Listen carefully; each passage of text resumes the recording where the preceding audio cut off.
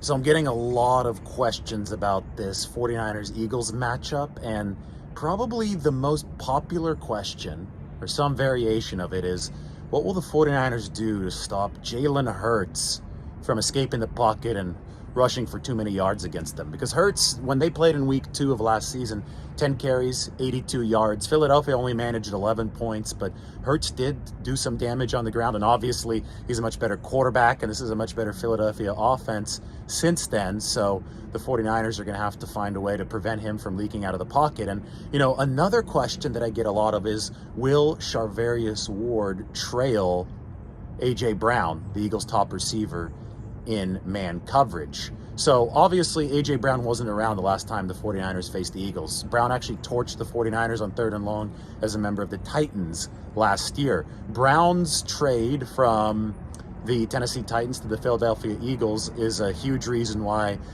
Jalen Hurts has taken that next step as a quarterback. So we don't know how the 49ers are going to treat A.J. Brown in coverage definitively, because we haven't seen him yet in a 49ers-Eagles game, but we do know that the 49ers probably won't want to play all too much man coverage because of Hurts' rushing ability. When you play man coverage, then defenders tend to have their backs to the quarterback. We saw this against Dallas.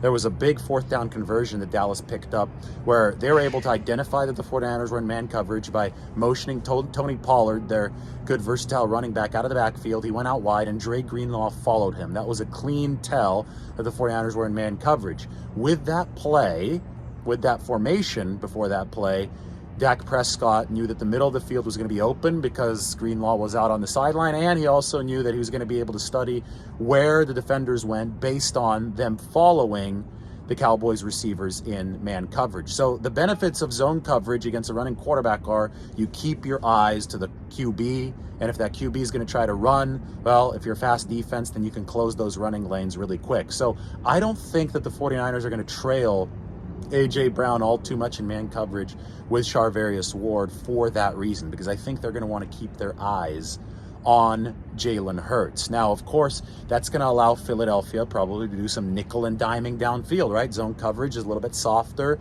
Some of those underneath routes are going to be open, but that's where this 49ers defensive prowess really comes in. The 49ers are okay with Philadelphia nickel and diming their way to yardage. What they don't want to give up are the explosive plays, because it is fundamentally extremely difficult to go 12, 13, 14, 15, 16 plays against a defense as fast, as physical, and as technically sound as the 49ers defense. At some point, the 49ers will count on the Philadelphia Eagles to trip up, to miss a pass, to drop a pass, to fumble the football, to throw a pick over the course of these long drives. This is something that Seattle's defense did a really good job of back in the Legion of Boom days, right? They'd give you some of the underneath stuff, but they'd challenge you to string together a perfect long drive, which is really, really hard. It's just the law of probability.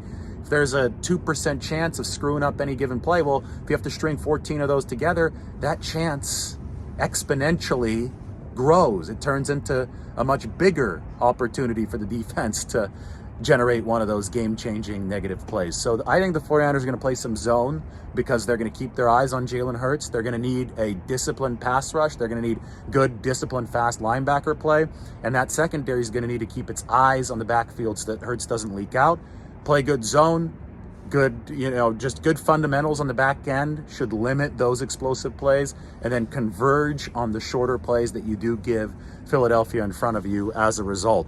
The 49ers have to trust the process. They're going to give up some yards in this game. It's impossible not to against an offense as explosive as the Eagles. But if you make them work their way downfield in nickel and dime fashion, the bet is that eventually you're going to be able to get a break. You bend, but you don't break. The offense breaks instead. And you've got to get that offense to suffer the rupture, and the 49ers definitely want to maximize the chances of that happening. So those are my thoughts on the two main questions that I've gotten. How will the 49ers stop Jalen Hurts, who had 82 rushing yards against them last year and is obviously a good dual-threat quarterback? And will the 49ers use Charvarius Ward to shadow A.J. Brown? And I think the answers to both of those questions are intertwined.